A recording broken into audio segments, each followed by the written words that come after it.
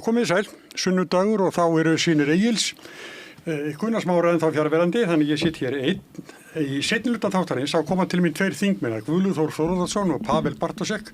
Þeir ætla að ræða ESB-málið og þess vegna við svolítið laus við það ef við viljum. En til minni konar 4 konur, það Kolbrún Þorsteinsdóttir, aðstoðarskólastjóri í Mosfellsbæ. Nei, í Reykjavík. Nú í Reykjavík, já. Nei, þú varst lengi bæjarfulltrúi í... Já, var bæjarfulltrúi í Mosfellsbæ. Í hvað skóla? Ég er í Dalskóla, Júlúsadal. Já. Sóli Tómasdóttir sem við þekki nú vel og nú er ég ekki búin að finna skaliða sem að starfsheitið þitt var. Hvað er þetta? Nei, það er líka svo flókið. Ég veit það, fyrir mig. Já, nei, ég kynja á fjölbreytileika ráðgjafi. Já, og Eva H. Örnudóttir, prófessor í stjórnmálafræði og Eyrún Magnúsdóttir, ritstjóri Gímalsins, verið allar velkomnar. Takk. Áður komin inn, þá vorum við svolítið að tala kosningarnar, til að vilja mestu miðflokkin. Ég hann kannski að stela sinninni. Með góðið illu, sko. Hann er kannski, það er allavega margt áhugavert sem er í gangi þar. Já. Og eitthvað sem að, greinilega mikill hasar á samfélagsmiðlunum. Já. Sko, já, mér finnst hann fá óþarflega mikið pláss, verður bara að segja eins og er, og hef svolítið verið hugsi yfir því hvað, og ég skrifaði það pistil núna á föstudaginn, hvað ég fattaði allt í einu að einhvern veginn meira og minna fólk sem að er einhvern veginn upptekið af jafnrétti, fjölbreytileika, félagshyggju, einhvern veginn bara svona vinstrið, gamla, hefur verið eiginlega bara stanslaust í viðbragði við miðflokkinn, svo missurum jafnvel árum skiptir og mér finnst það bara hafa verið að aukast. Og sjálf hef ég átt að með á því að mín ég skrifa vikulega pistla og þeir hafa verið meira og minna í einhverju varnar í staðinn fyrir að við séum einhvern veginn að bara halda áfram að þróa þetta samfélagi átt að einhverju betra og meira inngildandi og þú veist, taka allan innan fjölbreytileika og fagnunum og nýtan og eitthvað. Þá er fólk að beina og eyða orku sinni í eitthvað algjört rugl, einhverju svona upprópanir sem að koma frá þessum flokki sem að gera engum gott. Og þetta tekur alla orkuna úr einhvern veginn framþróuninni og fer bara, skiljið hvað ég á við. Já. Það er svo skemmdarvarkur. Og þetta er 10% af flokkur sem á ekki skilið alla þessa athygli. Nei, en það er nú, náttúrulega bíltúr Ara Edvald er náttúrulega fyndin. Já. En Trump er líka fyndin, en þetta er bara skaðvaldar, skilur. Þetta er ekki holdt, þetta er ekki gott fyrir samfélagið. Nei. Og þú veist, tölum bara hvað við viljum gera. Hættum að beina athygli okkar einhvern veginn, beina sjónum okkur að þessu rugli. Sorry, er ég orðin óþarflega reið sem ég get alveg bara tekið undir þetta og það er að segja að ef það sífellt viðbrögð segja, einhver kemur fram með eitthvað og við segjum bara, já, nei, þetta er ekki svona eða öfu, að það einmitt stoppar umræðin og hún stoppar þar. Það frekar einmitt að segja, heyrðu, við erum ósammála, við gerum þetta svona í staðan fyrir að vera alltaf að svara einhver ansvari. Þannig að það er náttúrulega það sem getur ýtt undir sundrungu. Já, og ekki bara það, heldur erum að líka, mörkin okkar hafa líka ferst til og eins og ég uppgötvaði þetta allt í einu þegar að ég var að tala við vinkonu mína og ég var að segja, þú veist, en come on, það eru líka góði flokkar, til dæmis þeir sem ekki ætla að leggja niður mannréttindaskrifstofuna. Og þá allt í einu fattaði, þú veist, mín mörk eru þar, mér finnst það gott fólk sem ætlar ekki að vinna gegn mannréttindum. Í staðinn fyrir að maður gerir kröfur eitthvað, þú veist, höldum áfram að efla mannréttindaskrifstofuna, hver eru næstu skref, hvaða aðgerðir ætla flokkarnir að fara í. Ég er ekki eins og að gera kröfur það. Nei, er bara samfélkingin sem er búin að tilkynna stefnu fyrir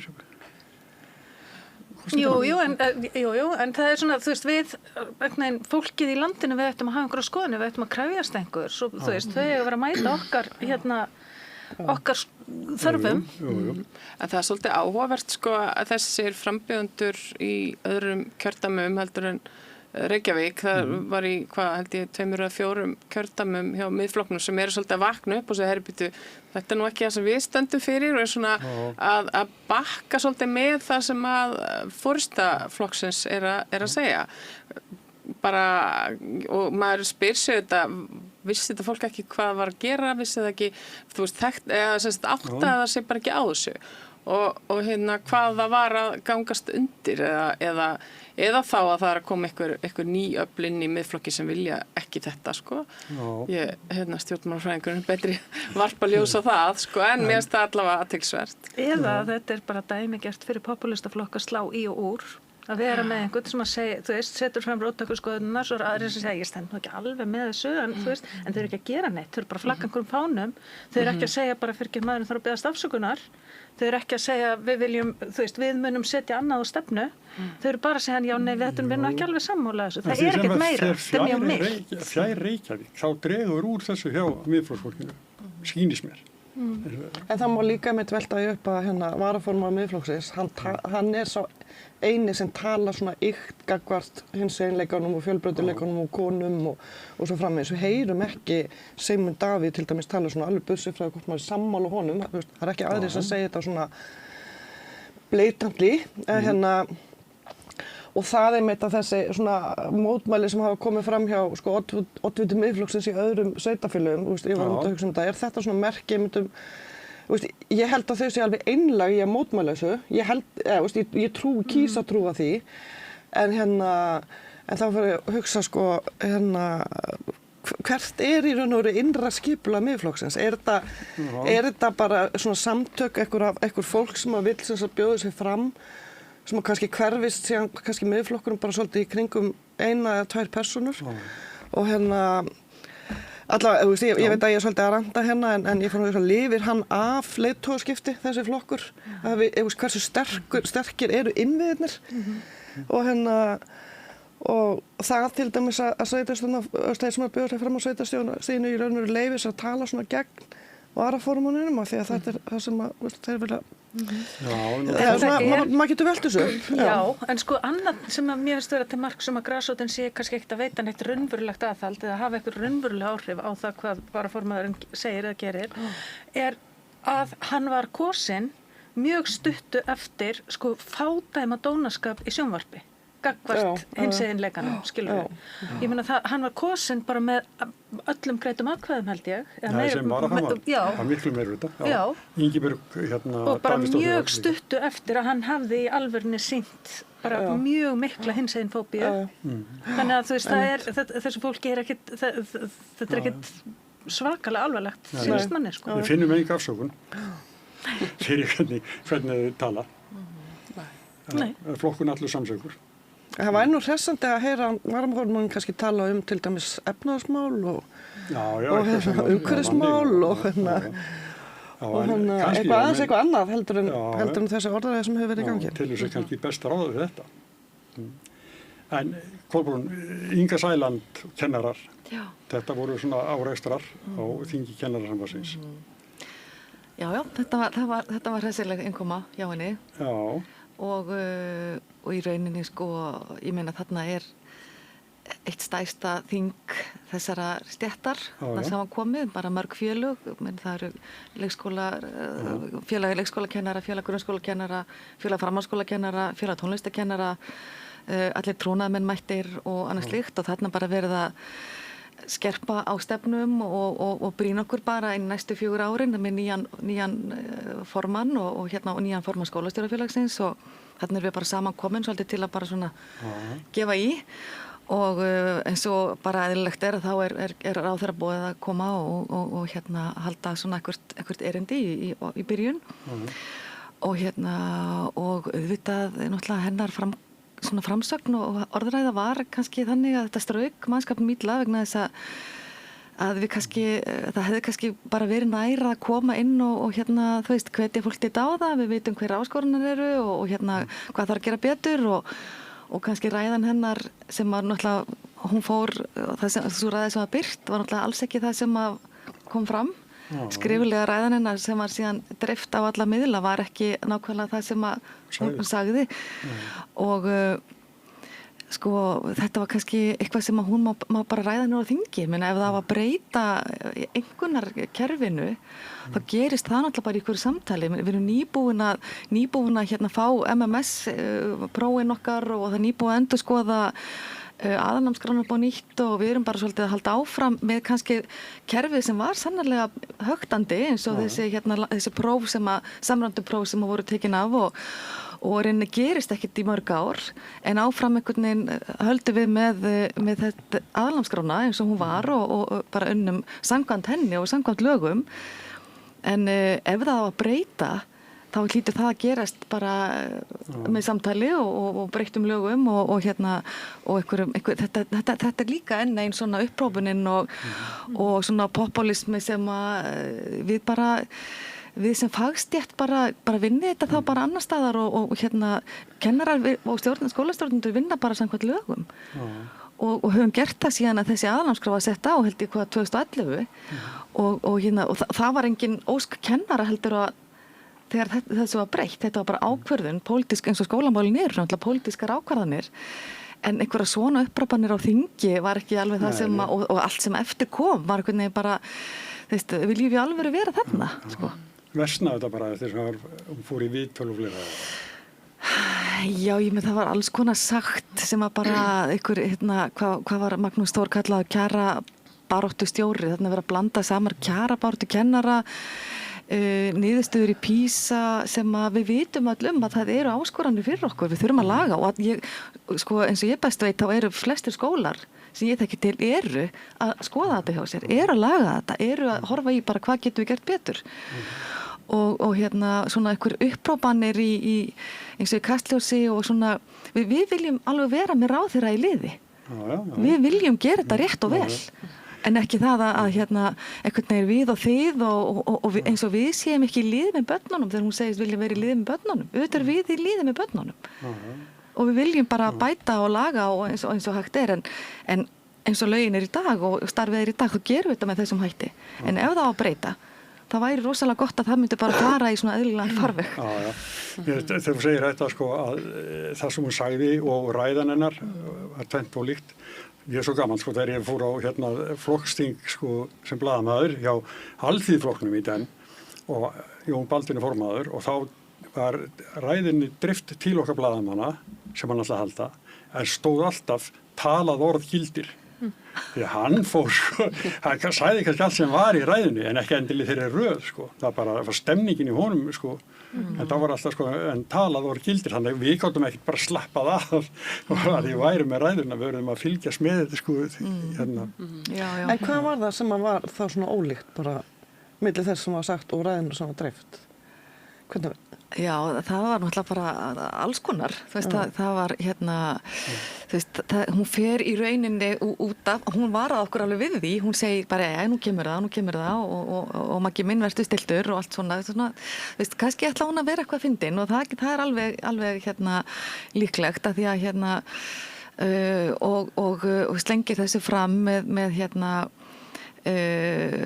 einhvernagjöfina, nú er ég bara að fara aftur í tölustafina og ok, gerum það þá ef það er málið og bara svona alls konar sem hún svona fór út af að því að síðan sé ég ræðuna senda sem að hún, og við sáum alveg þegar hún var að fara út af ræðinu sinna, hún sagði það sjálf, ég er ekkert sérstaklega góð í að fylgja ræðum og ég get alveg skilið það að hún er lögblind, hún svo með að lesa ræðuna líka, segð hvað ekki Jú, eflaust ljósið þarna inni erfitt fyrir hana og allt það, en ég veit að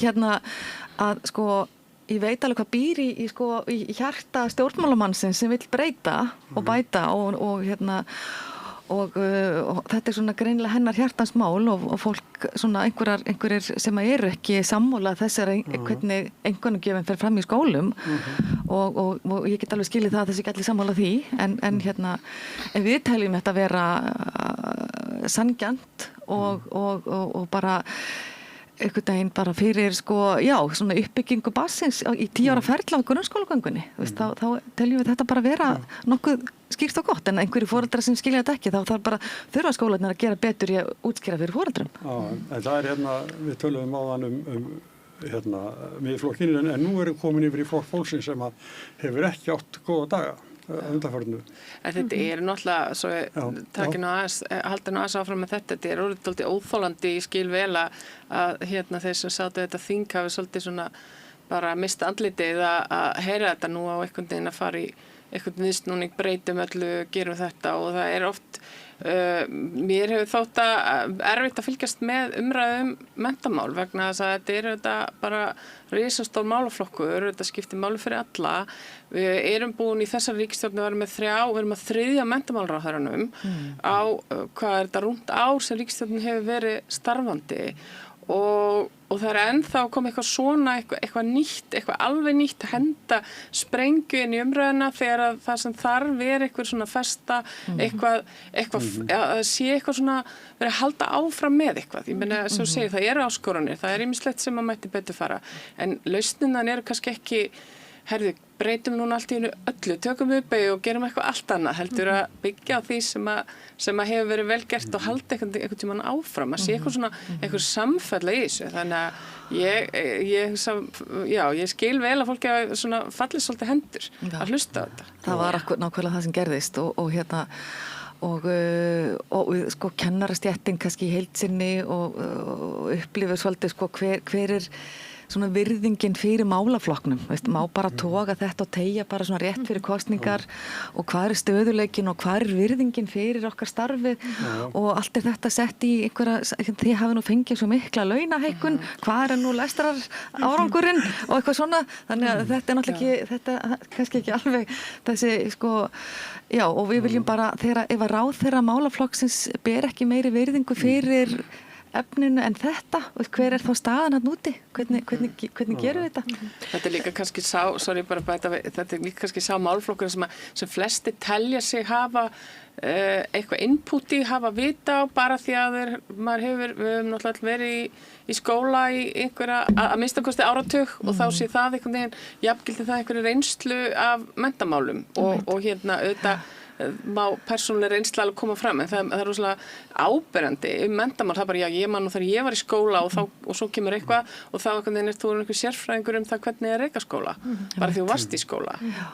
Já, svo það einmitt sko, það sem mér finnst vera með þetta eins og bara það sem við vorum að tala áðan varandi meðflokkin, það svona þessi svona pólitíska aðferðafræði sem að þú veist, bara ég gamla stjórnmálakonan þú veist, að hugsaði þú veist sko, sá málaflokkur sem að ég brann fyrir sem stjórnmálakonum var jafnrétti og fjölbreytileiki og mannréttindi og það hefur aldrei verið stigið skref í þágu mannréttinda af stjórnmálafólki. Stjórnmálafólk hefur aldrei fattað upp á, heyrðu, nú þurfum við að bæta mannréttinda á einhverju leyti, það kemur alltaf á grasrótinni. Og það ekki hægt að vera stjórnmálakona eða stjórnmálamanneskja sem að einhvern veginn fattar upp á hlutunum sjálf. Þú verður að vera í góðu sambandi við samfélagið. Þú verður að skilja málaflokkin og þú verður að taka ábendingum þaðan. Það er sko grasrótin sem að veit hvar skóinn kreppir og hvernig hægt að leysa það. Alveg sama hver málaflokkurinn Þannig að það eitthvað bogið við það þegar stjórnmálamanneskja mætir, fer inn í einhvern málaflokk og heldur að hún viti betur heldur en og það heldur en fagfólkið eða heldur en grasrótin og ég meina eins og þú segir auðvitað við þykjumst öll hafa vit á skólamálum og skólamál náttúrulega eitthvað sem við viljum og við megum hafa skoðun á en sko, og kannski, en ég hef bara ekki orðið vör við það að fagfólk eða grasrótin sé eitthvað klofin í þessum efnum. Það eru foreldrar sem erfitt með að skilja eitthvað, en sko, ef þú ætlar að hlusta á fólkið sem hefur raunverulega vit á málaflokknum, þá hljóta það að vera kennarar, það ekki? Jú, og ef þú ætlar að stunda einhvern veginn almennileg og svona vönduð stjórnmál, þá hlýtur að vera í góðu samstarfi við fagstéttirnar, Já, og þetta líka, þessi niðurstöður PISA, þú veist, og einhvern veginn þessir einhvernarskali og allt þetta sem að það hafa fleiri lönd en Ísland þurft að fara í gegnum alls konar, þú veist, koma að birtast slæmar niðurstöður einhverju, læsi í mandanir hérna í kringum síðustu aldamót, bara farið í allsherjar að bara átaka þetta. Það hafa fleiri þjóðir komið illa út úr PISA niðurstöðum og þannig þá það gert af einhverju samtali og ákvörðunum og stefnumótun málaflokkin. Ekki með þessum upprópunum það sem að kannski það hefði verið óslega gott og gaman að fá sko ráðherra menntamála inn á þetta stóra þing, það sem allir eru mættir sem að fara síðan heim í hérað og vinna áfram vinnuna, að hérna einhvern veginn bara, við stöndum bara saman í því að breyta og laga, það hefði bara verið rosalega gott að heyra það, en ekki einhvern veginn svona einhverjum svona upprópuna á árásastíl og sem hélt síðan bara tók ekki enda. Þannig að hérna, við verðum bara, hérna, ég vil bara sjá meiri svona, já, einmitt þessa staðfestu og virðingu fyrir því sem verið að gerast nýra á gólfi og við erum með fullt áskorunum og íslenska skólakerfi hefur breyst mjög mikið bara síðastlega 10 ár. Sátt allir undir og séð að fóru ykkur út úr salnum? Ykkur er gengu út, sko, og hérna, og ég held að fólk hafa bara verið svolítið, sko, bara svegt. Það var, hérna, og svona, já, þetta var hérna, ekki alveg sá tónn sem að við einhvern veginn bara áttum von á. Svo núna bara fyrir nokkrum dögum að þá segir varaformaður flokksins sig úr flokknum og bara utan flokka og engin skýring komið, hvers vegna? Nei. Hvað segir ritstjórinn á Gímaldin ertu með? Ég, engin svör sko, ég bara veit ekki meira en þið. En þetta er auðvitað mjög sérstakt og eiginlega gengur ekki alveg upp að við fáum ekki skýringar, finnst mér. Hérna, það er ekki hægt. Það er ekki hægt, nei. En það er auðvitað, hann verður að stíga fram og ræða þetta eitthvað. Eða formaður flokksins með einhverjum hætti. Við verðum einhvern veginn að við verðum að fá svör. Við verðum að fá einhver svör. Það er alveg, liggur alveg fyrir. Já. En það eru, við erum að tala um, sko, við erum að fá svör, sko, fjölmiðlar, þeir eru bara, heldur veikjast bara alveg, bara ár frá ári. Er hún. Það er hérna, Stefán Jón Hafstein, hann formaður stjórnar RÚV. Já. Hann talaði þetta á aðalfundi Ríkisútvarpsins. Já, hann var með ræðu á aðalfundinum og það var svolítið svona skýr tónn fannst mér, ég var ekki hana en ég las þessa ræðu og við skrifum frétt upp úr henni að hann er að reyna að gera það umtalsefni hvað blaðamönnum hefur fækkað mikið og þeim hefur fækkað mjög mikið og miklu meira heldur en kannski fólk almennt átta sig á og sama tíma þá er ríkið sífellt og hið opinbera á sveitarfélög og aðrir sífellt að ráða til sín fleira fólk til þess að sjá upplýsingagjöf og það fólk síðan upplýsingafulltrúar og fólk í þannig störfum er síðan að mata sífellt veikari fjölmiðla á einhverju sem að þessi fjölmiðlar sem eru fámennir og litlir hafa enga burði til að rýna almennilega í. Og hann var svona að tala um þetta og sagði bara reynilega að þetta væri ógn við lýðræðið og bendi auðvitað réttilega á að þetta eru afskaplega svona aumar og litlar fjárhæðir sem er að fara í eitthvað sem hefur nú verið kallað fjölmiðlastyrkir sem er svona endurgreiðsla á kostnaði, ekki beitt styrkur, heldur endurgreiðsla á kostnaði sem til fjölmiðla sem er þegar búið að leggja út fyrir eins og þú þekkir og hann svona ræðir þetta og segir að það þurfi að gera eitthvað og gerir líka umtalsefni þessar auglýsingatekjur og þetta er eitthvað sem að margir hafa nú talað um eða sem það er að segja kostnað ríkisins í auglýsingar hjá tæknirisum. Þannig að ríki eyðir í auglýsingar hjá tæknirisum, engin veit hvað mikið og Stefán Jón bendir á hann sagði að það þarf bara einn sumarstarfsmann í fjármálaráðuneytinu til að komast að þessu, til að taka saman þessar tölur, það hefur ekki verið gert. Það hefur verið kallað eftir því og ég held að blaðamannafélagið hafi örugglega gert það að við vitum hvað er mikið að fara úr landi að þetta er auðvitað þessi fyrirtæki borga ekkert, þurfi ekkert að greiða jafn mikið til, eða greiða bara ekkert til samfélagsins. En síðan ertu með fjölmiðla sem berast í bökkum og reyna að skila einhverju til samfélagsins og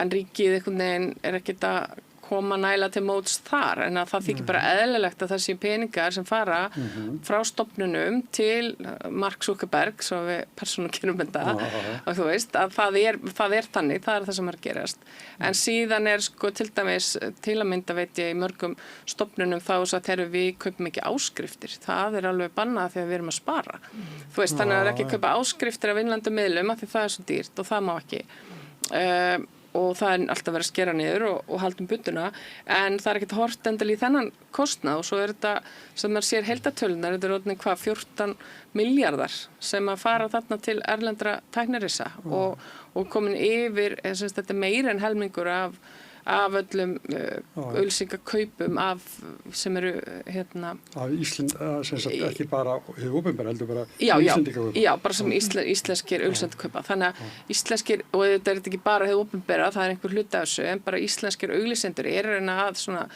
fóðra þetta skrímsli svolítið áfram og við þurfum alveg svolítið að staldra við og rýna í þessar tölur og ég reyndar hef líka sagt að við þurfum að vita almennilega hvað eru margir blaðamenn. Þessi gögn sem eru til það frá Hagstofunni er ekkert sérstök sko og það þyrfti að vera hægt að taka þetta betur saman og ríkið er búið að vera að styðja fjölmiðla núna í 6 ár með þessum endurgreiðslum en samt getur ríkið þar sem fjölmiðlanefnd ekki sagt okkur hvað eru að styðja við mörg stöðugildi blaðamanna með þessum stuðningi, þessum rekstrarstuðningi og ég hef spurt fjölmiðlanefnd þetta þeir segja bara að það er ekki hægt að taka þetta saman bara gera það ekki, eða vita það ekki Samstöðin tikkar í ekkert bóksarna þannig að þau eru bara utan vallt Já.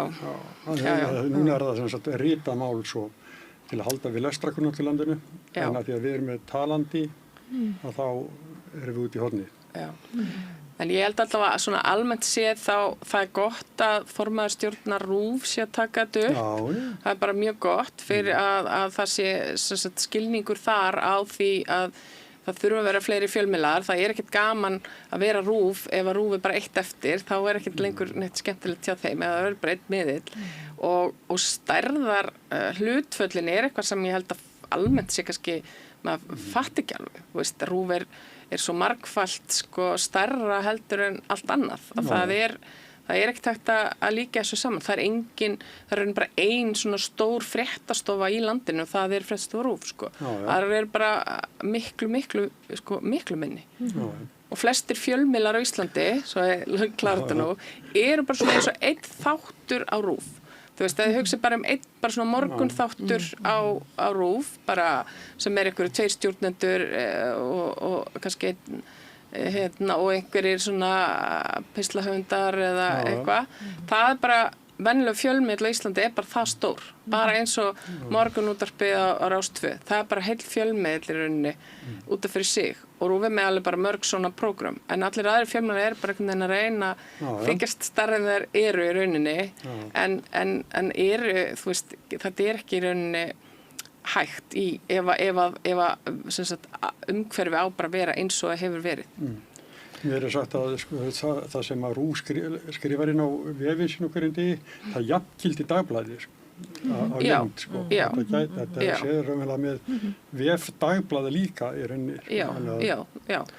En mér langar að bæta við þetta í sambandi við sko, fjölmiðla og lýðræði, að við heyrum þetta svo oft og þetta er alveg rétt, að fjölmiðlar fjölmiðla fólk og eru gríðarlega mikilvægir fyrir lýðræði í bara mörgum skilningi og en það er ekki sko það er ekki eins og að náist og sá skilningur næst ekkert alveg alltaf í gegn og og ég veit að þeir að fara að tala ESB eftir en ég ætla samt að segja mér að nú erum við að fara í atkvæðagreiðslu í lok ágúst taka ákvörðun risastórt mál sem að skiptir mjög miklu máli fyrir Ísland hvort sem að alveg bursi frá hver niðurstaðan verður og þá skiptir svo miklu máli að það komi fram réttar og sannar upplýsingar eins og hægt er og það eru fjölmiðlarnir og ég veit að fólk á fjölmiðlum er alveg bara bara vill virkilega standa sína plikt þar en ef þeir eru veikir þá skadar það okkur sem samfélag og ég bara taka þetta sem dæmi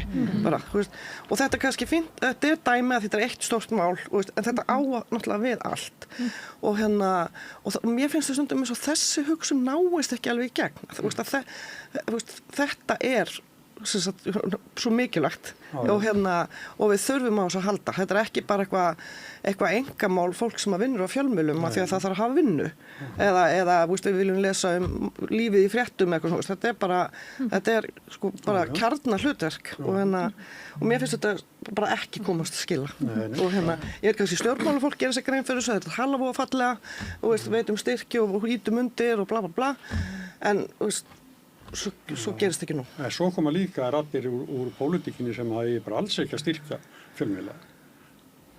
Já, en svo það líka, svo ég bæti, svo ég heiti enn frekar undir þetta sem að þeir eru að tala bara mikilvægi fjölmiðla og mikilvægi þess að fjölmiðla séu sterkir og að blaðafólk hafi í alvörunni aðstæður til þess að sinna þessu lýðræðishlutverki sínu, að því að á sama tíma og fjölmiðlar eru að veikjast, það eru færri og færri sem vinna á fjölmiðlum og það meira og meira sem einhvern veginn að gerast og þú færð bara einhverja skrifaða ræðu og þú vissir ekkert að það var eitthvað annað sem var sagt þarna, skilurðu, og þú hefur ekkert svigrúm til þess að fylgja neina eftir. Það býr líka til aðstæður fyrir fólk eins og Ingu Sæland og varaformann Miðflokksins til þess að bara bulla eitthvað, segja eitthvað og það er enginn sem bregst við því, skiljiði. Þannig að það er að koma, slengja fram einhverju rugli, láta eins og það sé einhverju fylgjendur á bakvið að láta eins og þetta séu staðrendir eða eins og þetta sé jákvætt eða gott eða eitthvað og það er fjórðavaldið, aðhaldið sem á að koma frá fjölmiðlum maður finnur bara hvað það er veikt og þetta er einhvern veginn að spíralisegast, skiljiði mig. Og þetta er líka að gerast náttúrulega í svona breyttum heimi podcastsins, samfélagsmiðlana og það er svona að fjara, það er ekki lengur einhver svona sterkar, stórar fréttastofur sem maður getur einhvern veginn, eins og RÚV auglýsa núna bara treystu mér, treystu því sem RÚV segir, og svo kemur náttúrulega bara algoritminn inn á samfélagsmiðlana og það bara ég heyri bara sem ég vil heyra og þannig að þetta eru hellingsáskoranir í fjölmiðlaheiminum í dag, bara hvernig svona og kannski einmitt líka ástæða svona mikilla skautunar og allt þetta sem er alveg ótrúlega, þetta er eiginlega bara svona rannsóknarefni bara núna, á hvað tímum við stöndum varðandi fjölmiðla og allt þetta bakslag í og þessar miklu breytingar sem er að verða bara í Evrópu og hér og svona í heiminum bara. Þetta er svona alls konar, þetta er að færa ykkur áttir sem að við einhvern veginn höfum ekki kannski gert okkur grein fyrir og ekki óra fyrir í bara fyrir örfám árum síðan. Ég ekki fréttastofu núna en ég hef verið fréttaritstjóri og þá er það nú ekki orðið svona slæmt en eins og núna, ég er alveg vissum að það kemur einhver tilkynning, fréttatilkynning frá einhverjum og það, þetta er nú svolítið spennandi en við höfum einhvern tími í því að við þurfum að taka annað, við erum lögð á stað með eitthvað sem á að vera aðalmálið á morgun eitthvað og það er bara svo fáir, það er ekki takt að þá verður bara látið þetta annarkvort að sleppa að byrta það eða og þá kannski kemur það sem líka hefur gerst er að það er svo margt sem lítur út fyrir að vera fjölmiðl, eða sem það er svo margt að því að fjölmiðl er ekki bara það sem einhvern veginn birtist og sér eitthvað þáttur, þetta er eitthvað af því að, og kannski gott dæmi er þáttur sem var nýlega settur á dagskrá þar sem 2 þingmenn spjalla hvor við annan Þórdís Kolbrún og Dag B þau eru með þátt og sem hefur verið alveg vel tekið og ég ætla ekki að fara að setja neitt út af það þannig séð og fólk herru frábært samræðu stjórnmál eitthvað ræða saman og eitthvað svona og þetta er náttúrulega bara sett í lofti á YouTube og sem er líka stuðningur við erlenda tæknirisa af því að það er ekkert annað plattform, það er engin innlendur fjölmiðl sem á eitthvað plattform sem geti nýst í svona þátt og þau eru ekki heldur að blanda henni fjölmiðl í þetta, þau eru bara sjálfa að gera þetta.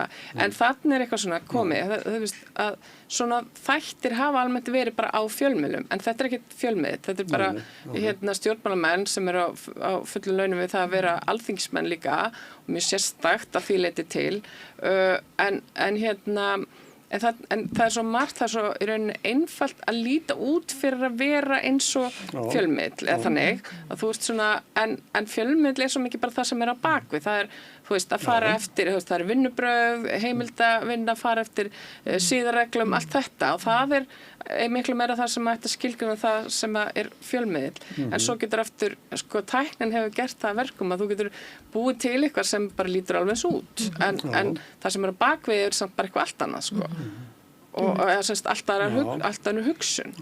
En nafnið er gott, flekaskil. Já, mjög flott, áhugavert, ég hef ekki heyrt þetta, ég þarf að heyra þetta.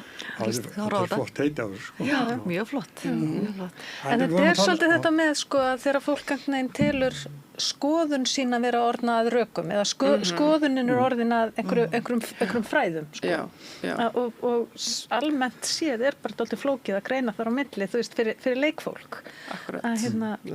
Já, ekki samt alveg, Það er svona misjafnt, sko, bara hver sem er sem fyrir inn á YouTube og ætla bara að horfa á eitthvað, skilurðu, þú veist, það er ekkert mikið að spá í þetta, er ekkert mikið að spá í hvað er fagleg fjölmiðlun, ég bara er að horfa á eitthvað geggjart. Já, bara aftur, eða þú veist, þetta er bara hljómar vel og eitthvað svona.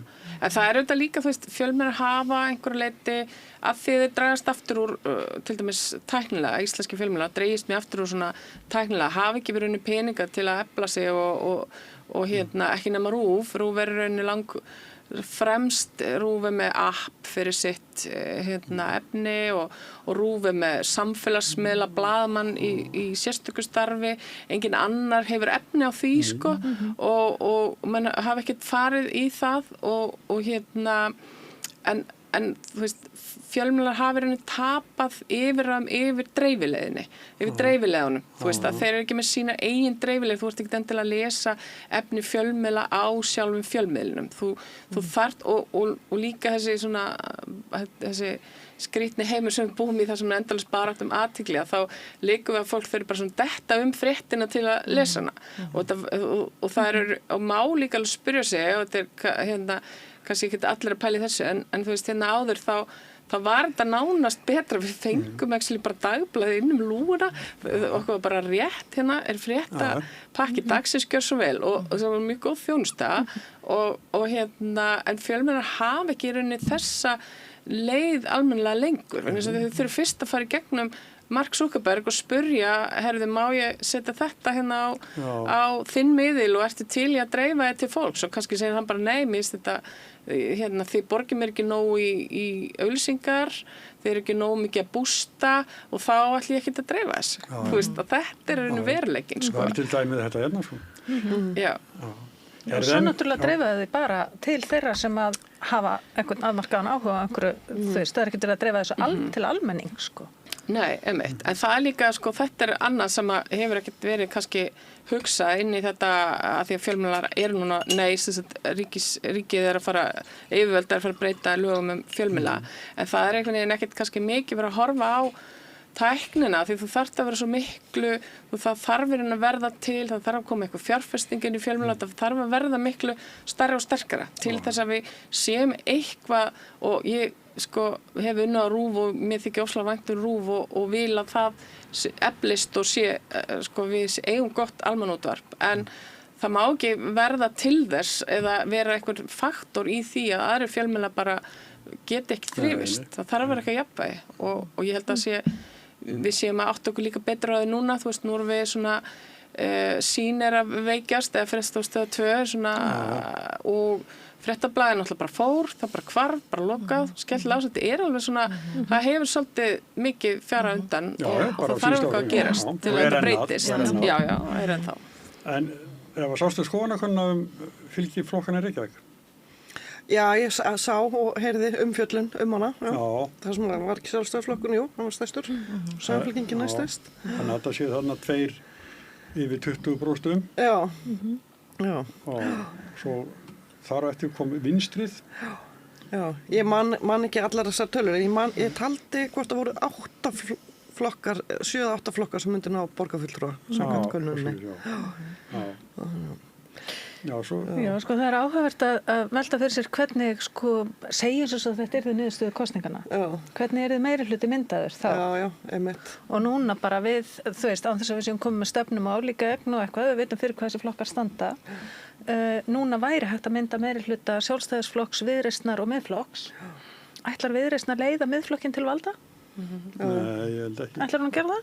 Eða, sko, þetta snýst bara hvort viljiði vinna með, sko, hvort vilja litlu flokkarnir vinna með Sjálfstæðisflokki eða Samfylkingu. Það er rauninni það sem að mun, gerast. Þetta snýst alltaf það. Já, og þá er bara spurning, þú veist, er einhver tilbúin til þess að leiða Miðflokkinn til valda?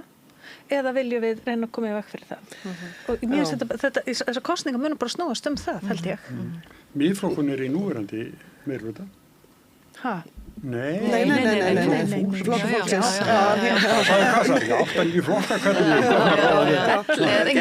En mér finnst einmitt áhugast og nú erum við hérna með fyrirhundi borgarfulltrúa en það að segja, mér hefur fundist í þessum sveitarstjórnarkosningum bara það tala um þetta útspil hjá forsætisráðherra með leikskólamálin og ég bara hata þetta orð sko eftir að hafa hlusta á þetta alla vikuna, bara útspil, allavega. Og það lítur þannig út að þetta kemur beint inn í sveitarstjórnarkosningar. Þú veist, það lítur alveg þannig út. Ég veit ekkert hvort að það var tilgangurinn. Og til þess að hjálpa, bústa sinn flokk á sveitarstjórnarstiginu. Og erum við mögulega að fara að sjá að landsmálin, ríkisstjórnin, sé mögulega að fara að reyna að ýta að hafa eitthvað smá áhrif á hverju mynda meirihluta í borginni. Það er svona karlaramann, ég meina gætum við séð, yrði það erfitt fyrir Viðreisn og Samfylkinguna og Flokk fólksins að samþykkja meirihluta samstarf í borginni þar sem að væru eitthvað andstæðingar, pólitískir andstæðingar. Og nú verður þú að segja okkur hver reynslan er af þessu. Nei, það er náttúrulega ógeðslega langt síðan ég var í stjórnmálum. En við sáum þetta náttúrulega gerast bara núna þegar Einar sprengdi meirihlutann. Þá ætlaði hann að fara í samstarfi Sjálfstæðisflokk og Viðreisn. Viðreisn bakkað út. Viðreisn ætlaði og Flokkur fólksins sem var stoppaður. Það var náttúrulega í lykilstöðu. Og þú veist, þannig að við vitum alveg að þetta getur gerst og auðvitað er mjög hentugt fyrir bæði sveitarstjórnir og þingfólk að vera með það sama og sikkur megin vonastrætis er náttúrulega það er ídeal ef það er samskonar meirihlutur á báðum stöðum af því að það er hægt að vinna einhvern miklu betur að málunum en ég veit ekki, ég held ég hef aldrei séð forsætisráðherra taka þátt beint í kosningabaráttu áður. Þetta er svolítið ýkt einhvern veginn hvernig hún er að gera þetta núna. Ég veit ekki hvort þetta er eitthvað slæmt samt, þú veist. Ég meina þetta er náttúrulega bara, hún trúir því að svona verður samfélagið betra.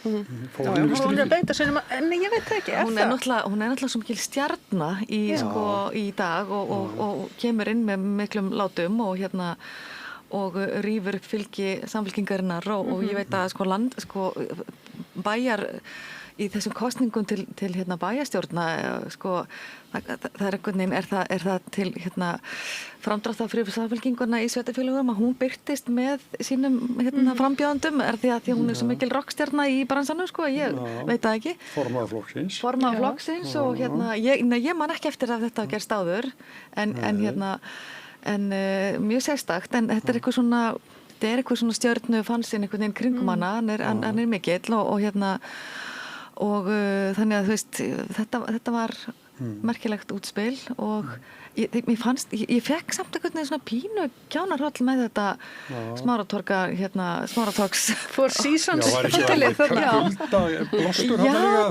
veginn bara fyrir svona var þetta nú eitthvað rossnöðugt eitthvað, ég veit það ekki Eva, hvað segir þú?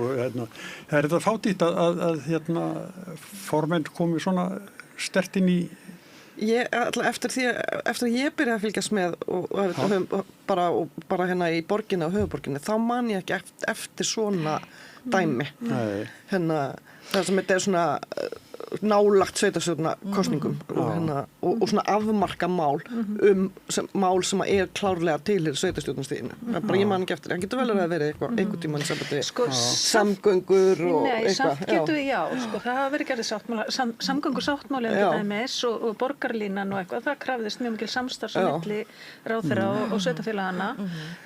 Annað dæmi sem er dettur í hug er eldgamalt. Það er þegar ég held að það hafi verið bara svipaleyti sem að leikskólastigið var hvernig var þetta? Þetta var gert að leikskólarnir voru gerðir á fyrsta skólastiginu samkvæmt lögum á sama tíma og R-listinn er að byggja upp leikskólana í Reykjavík. Það er líka þarna samstarf á milli þings og sveitarstjórna og ég meina auðvitað er það þannig að við viljum einhverja framþróun og þá þarf náttúrulega þurfa lög og sveitarstjórnir að fylgjast að. Það er alveg fordæmi fyrir því að auðvitað þurfa þessi tveir aðilar að vinna saman að málum en hvernig hún birtist þarna er svolítið sérstakt og sannarlega, ég meina uppbygging hjúkrunarheimila almennilega bara dæmum að sveitarstjórnarstigið og ríkið verða að vinna saman að því og allt þetta. Þannig að það eru alls konar margir málaflokkar sem að skipta, sem að þetta samstarf þarf að vera til þetta gangi. En svo, ef maður hlustar núna einmitt á oddvita umræður, ég hlusta á allar oddvita umræður líka borg og að þá heyrir maður samfélkingafólki, þetta er náttúrulega, þetta heitir ekki alltaf samfélkingin á sveitarstjórnarstiginu, heyrir maður þeim sem eru þeim megin, tala útspil síns formanns og þetta fer beint inn í kosningabarátuna og en svo heyrir maður líka aðra sveitarstjórnarfulltrúa úr öðrum fylkingum sem eru náttúrulega líka ánægð með þetta sko. Þannig að þetta getur enginn sett út á þetta. Nei, sterkuleikur. Já, ég held að. Já, það hlusta á hana, eða ekki? Það ekki? En já, herðu, eitt svona aukamál, stórmál, fangelsismál, það fylgst með þessum fréttum. Það er bara verið að setja menn sem eru í gæsluvarðhaldi bara út á götuna því að það er ekki til vistaverur. Þetta er ekki gott. Þetta er ekki gott ástand. Nei.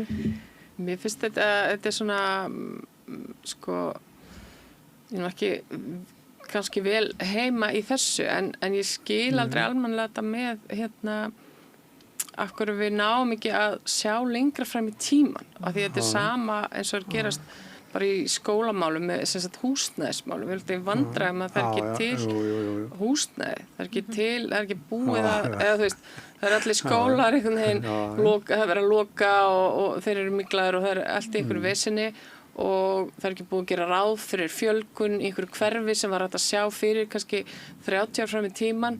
Þú veist, það er alls konar hluti sem er hægt að sjá fyrir. Ég veit ekki betra en að vera vara við þessu, þú veist, að þetta myndi gerast í einhvern tíma, en við einhvern veginn bregðumst alltaf svo seint við með, og einhvern veginn, og svo kemur þetta upp í fangið okkur þegar vandinn er orðinn alvarlegur. Og hérna er ekki bara þessu, er bara í mörgu öðru. En ég veit ekki svo sem hver lausnin er, sko. Nei, sko, fangelsismál, sko, ef við ættum að ræða fangelsismál, þá finnst mér, sko, þá finnst mér húsnæðismál, ég skil alveg að fólk sem vinnur við þetta sé einhvern veginn að frika út yfir þessu, en svona almennt að þá veit ég ekki hvort að fangelsi er bara eitthvað sem við eigum að hafa yfir höfuð, þú veist, það er bara, af hverju er fólk sett í fangelsi, hver fattaði upp á því? Bara, af hverju gerum við þetta? Af hverju sendum við ekki bara fólki útlegð? Hvenær hættu að senda fólki útlegð og setja fólki í fangelsi? Af hverju fólki ekki hjálpað sem að fremur einhvers konar, þú veist, þetta, einhvern tímann var talað um þetta sem betrunarvist, það ég held að sé engin betrunarvist að fara í fangelsi og sko, og þetta ég er ekkit rosalega góð í þessu, en það er, og sérstaklega kannski sko, svona, það sem kallast svartur feminismi í Bandaríkjunum, konur í Bandaríkjunum, feminiskar svartar konur í Bandaríkjunum hafa verið að tala mjög mikið gegn fangelsum. Fangelsi er bara ekki leið til þess að gera samfélagið betra og það, mér finnst þetta svakalega spennandi umræða að einhvern veginn bara getum við ekki bara fattað upp á einhverju sem er raunverulega uppbyggilegt. Þegar fólk brýtur af sér, þá getum við bara sagt bara ok, hvernig ætlum við að hjálpa þessari manneskju að laga það sem hún er að gera. Þú veist, refsing í mánuð eða 16 ár er ekki að fara að breyta neinu. Hún er bara einhvern veginn að fjarlæga fólk úr samfélaginu. Þetta er bara útlegð í rauninni í öruggu umhverfi eða ekki einu svona alveg öruggu. Þannig að ég veit ekki, ég bara sorry að ég sé að einhvern veginn fara með þetta á allt annan stað. Er eitthvað sem mér finnst svo rosalega merkilegt að við það er svo mikið í samfélaginu okkar sem er bara einhvern veginn og við ákváðum bara að það væri þannig og ætti bara að vera þannig og það er enginn sem setur spurningamerki við það. Og þú veist, ok, ef við ætlum að hafa fangelsi, hverjir eru þá settir í fangelsi? Ég veit ekki hvort þið eru það er eitthvað svona heimasíða sem heitir Morgunstund og þar getur maður farið í svona fréttaleik, maður fær 5 blaðsíður úr einhverjum gömlum dagblöðum og reyna að finna út hvaða ár það var. Eitt af þessu gamla dagblæði sem í einn síðan var frá 1700 Súrkál og þar tekið fram að einhver maður sé í gæsluvarðhaldi fyrir ítrekkaða þjófnaði. Og ég hugsa bara, ætla að sé einhver í gæsluvarðhaldi fyrir ítrekkaða þjófnaði á Íslandi í dag. Það hugsa ég ekki. Þú veist, þú ferð ekki eins og í gæsluvarðhaldi og það hefur nauðgað barni. Það er bara ekki þannig. Að þú veist, hverjir fari í fangelsi og fyrir hvað? Ég meina, fangelsin eru núna notuð fyrir flóttafólk sem að kemur hingað í leit af alþjóðlegri vernd. Þau eru meðal annars full út af þessu. Þau eru ekki full af því að við séum með einhverja íslenska glæpamenn sem er í alvörinu bara sem okkur stafar ógn af. Nei, þetta er fólk sem er að reyna bara einhvern veginn að bjarga lífi sínu. Þau eru sett í fangelsi. Ekki fólki sem er raunverulega ógn okkur. Vil ég halda áfram? Já, þetta er skýrt hjá þér. Og hvers vegna fangelsi? Við erum að spyrja því, fá okkur úr afróðafræðinni í það. Já. En framvist það ríkisstjórnarinnar, er það ekki skemmtimál? Hvað segir þið? Þetta er hérna, þau halda meirihluta held ég í skoðanakönnunum. Já, ég er náttúrulega búin að tala um Ingu Sæland. Já, það er vandræði það. Það eru vandræði þar og mér langar sko líka nefna til dæmis að því að nú er hort til borgarinnar í varðandi sko skólamálin og það er náttúrulega flokkur fólksins með formennsku í skóla- og frístundaráði, heitir það ekki? Og ég velti stundu fyrir mér, hefur þetta samtal eitthvað átt í stað þar á milli Ingu Sæland og Helgu sem er þar formaður og þetta er bara alls konar pælingar núna en hjá mér en hérna en Helga vill ekki halda áfram. Nei, hún vill ekki halda áfram en ég bara hugsa sko þessi vandræði ríkisstjórnarinnar og framganga menntamálráðherra og sem er kannski ekki einstæmi með það er alls konar svona klaufaskapur sem er búin að koma upp og það er einhvern veginn bæði Þorgerður og hún hérna Kristrún einhvern veginn svona standapínu vörðumanna líka, maður sér það alveg þegar í viðtölum og svona enga mín, verður stilt og hérna, þannig að hérna já, það er sko, þannig ég veit ekki hvað þetta gengur mikið lengur, eða lengi með svona áfram, þetta er mjög skrítið margt sem maður er að horfa upp á. Já, sem varðar ríkisstjórnina. Já. Og það snýst flokk fólksins svolítið. Hann hafi farið fyrst út á sporinu. Eða hvað? Já, svolítið. Ég bara pínu hann var náttúrulega mikið ólíkinda tól. Þú veist, það er náttúrulega mikil áhætta að bara fara mynda ríkisstjórn með þessum flokki. Þetta er svona einhvern skrítið fyrirbæri, sko. Og var alveg vitað að þetta yrði snúið. En sko ég hef bara aftur einhvern veginn alltaf gaman af því þegar fólk ögrar hinu viðtekna og hef alveg gaman af því að sjá þessar 3 konur einhvern veginn svona standa saman gegnum súrt og sætt og að sjá hvernig sko bæði Kristrún og Þorgerður Katrín sem eru svona hefðbundnar í stjórnmálakonur þó svo að Kristrún sé yngri og reyndari hvernig það einhvern veginn bara eru til í þetta. Og þú veist, og þó svo að við höfum alls konar skoðanir á því sem að Inga er að gera að þá er þetta einhvern veginn, hún er að ögra svona hinu viðtekna og ekkert bara á góðan hátt en hérna, og þær einhvern veginn svolítið sitja uppi með það en þær eru til í það og svo er það líka annað að einhvern tíma var mér sagt að sko þegar vanhæfu konurnar verða orðnar jafnmargar vanhæfu köllunum þá erum við kannski farin að nálgast jafnrétti af því að konur þurfa alltaf að vera svo afburðahæfar og flinkar til þess að mega vera menn einhvern veginn að hérna, og þú veist, og ég meina ef að Inga er kannski, þú veist, það mætti kannski velta fyrir sér hæfni hennar, ég meina erum við þó ekki bara eitthvað að komast nær jafnrétti þegar við erum með fólk. Það er svoleiðis sko, konur eru öllum helstu valda. Það er bara ekki rétt hjá þeir. Jú, hvað alþingi? Í einhverjum embættum, þeir eru ekki meirihluta á alþingi. Nei, í ríkisstjórn. Já, þeir eru meirihluti í ríkisstjórn. En þetta er, þú veist, þetta er bara mýta að konur hafi öll völd í samfélaginu. Allir rektorar landsins, biskupinn og getum haldið áfram. Sko. Já, þeir eru ekki meirihluta prófessora, þó svo að þessi rektorinn. Þeir eru ekki, og ennþá eru allar þessar stofnanir, ef að koma í þennan slag. Nei, finnst þér ekki að vel til tekist, ég bara... Nei, ég veistu það, jú. Viltu meira? Já, miklu meira. Nei, í alvörunni, þú veist, allar þær konur sem hafa komist á valdaposta í samfélaginu í dag, þær hafa gert það með því að, þú veist, þær hafa þurft að leika leikstrákana, þær hafa þurft að taka þátt í mjög karlægum kerfum og þær eru ekki ennþá, þú veist, ég meina, ef það væri í alvörunni jafnrétti á Íslandi, þá væri kynbundið ofbeldi ekki bara eitthvað viðtekið viðfangsefni, skiljið, það væri bara ekki þannig. Ef við værum komin alvöru langt, þá væri fólk ekki þá væri bara ekkert í boði að tala regnbogafána eins og tala regnbogafána. Þú getur ekki dæmt alltaf kalla út að það einhverjir Ég er sko ekki sem að að dæma brjóta alla af sér. kalla. Ég er ekki að dæma alla kalla. Ég er ekki að dæma einn eða neitt. Ég er bara að segja að við höfum langt í land með jafnrétti. Þó að það sé einhverja konur á einhverjum stólum að þá hefur samfélagið ekki náð því sem það þarf að ná. Aðra konur hafa samt barist mjög fyrir þessu, að ná því sem er uppi núna. Já, og það er eitt sem að þurft að gerast, en það þarf að gerast svo miklu meira. Þessar konur eru ekki, þú veist, við erum ennþá með sko alveg sjúklega mikinn kynbundin launamun svona þvert á. Ég meina, mikilvægastu störf í heimi, ræstingastörf, þau eru bara lægst launuð af öllum. Ég meina, spáið í hvar heimurum við værum ekki með ræstingar. Það er rétt. Það er ógeðslega langt eftir í átt að raunverulegu jafnrétti þó svo að við séum með konur á einhverjum póstum. Já.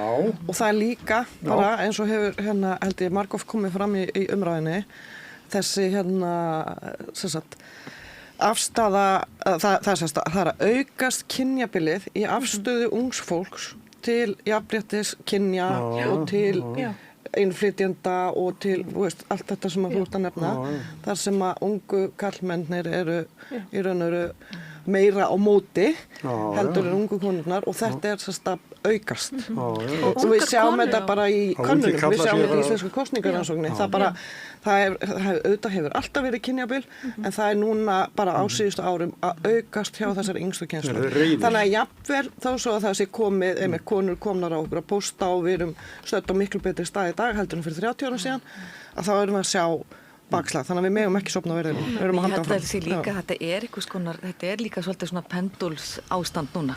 Það er einhvern veginn bara víst, sko, þegar eftir svona MeToo-byltinguna og allt þetta, þá er einhvern veginn svona að vera réttlæta, sko, við eigum víst rétt hvítir miðaldra kallmenn, og það er svona, fólk vil svolítið fara með þetta aftur einhvern gamla horfið, hitt var ekki gott og við erum að sveiflast svolítið bara svona einhvern veginn tilbaka og maður sér það líka ungu fólki, og maður sér þetta bara á samfélagsmiðlum með nú vilja unga konur bara vilja vera heima og við viljum ekki að stofnanir alveg börnin okkar og það er alls konar svona sem að sko, þú veist, ok, ef að fólk eitthvað vill vera heima og ef við getum bara valið það og þurfum ekki og tvær útivinnur, ég veit það ekki, kannski og þessi sveifla er sterkust hjá unga fólkinu ekki hjá fólki í kringum 30 og upp ég sé það bara í grunnskólanum og með úlingana og svona, þetta er, þú veist, ég var alveg vör við þetta að þetta er svona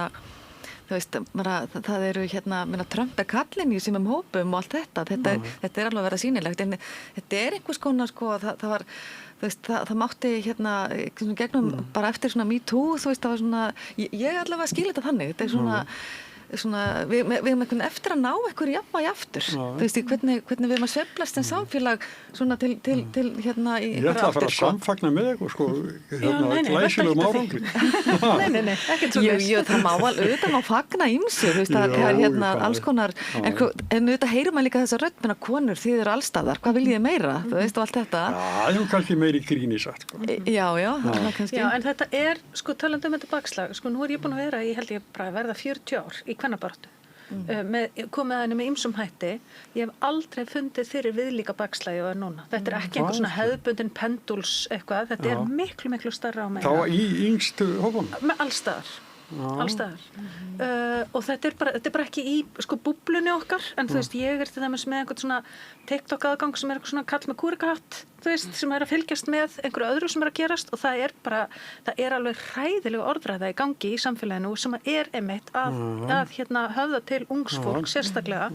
Ég veit að barnaheill er búið að vera að fara núna og við erum með svona ungmennaþing út á landi út all land og þær hafa tekið eftir því að þar er rosalega rík áhersla á að sko strákarnir þegar þeir eru að spurðu þú veist hvað ætla að gera þegar þú verður stór ég ætla að verða ríkur og ég ætla að vera í góðu formi konurnar eða stelpurnar þær ætla að verða sætar og standa með mönnunum sínum það er svolítið svona þema einhvern veginn þetta kemur þegar tíminu voru búin þá þarf að ræða þetta aftur síðar í þessari viku það finnst mér þetta er áhugavert Eyrún Magnúsdóttir Eva Önnudóttir, Sóley Tómasdóttir og Kolbrún Þorsteinsdóttir, takk fyrir komuna. Og hér eftir koma strákarnir, en þá erum við alltaf að ræða með ESB, sjálfsættur augnablik. Kennarar eru þrefalt líklegri en ófaglærðir til að halda áfram í kennslu. Börnin okkar eiga skilið fagmennsku og stöðuleika. Fjárfestum í kennurum. Kennarasamband Íslands. Samstaða skilar árangri. BSRB, afl í þágu almennings. Öflug verkalýðshreyfing lykillinn að öflugu samfélagi. Alþýðusamband Íslands, samstillt barátta í þágu launafólks í meira en heila öld. Trú persónulegt samband hvers og eins við sinn Guð. Það eru nokkur atriði sem eru kjarni í trúnni. Fyrir mér, það þakklæti, það auðmýkt, það miskunnsemi, það réttlæti og ekki síst kærleikur. Ég heiti Bogi Ágústsson, ég trú á minn hátt.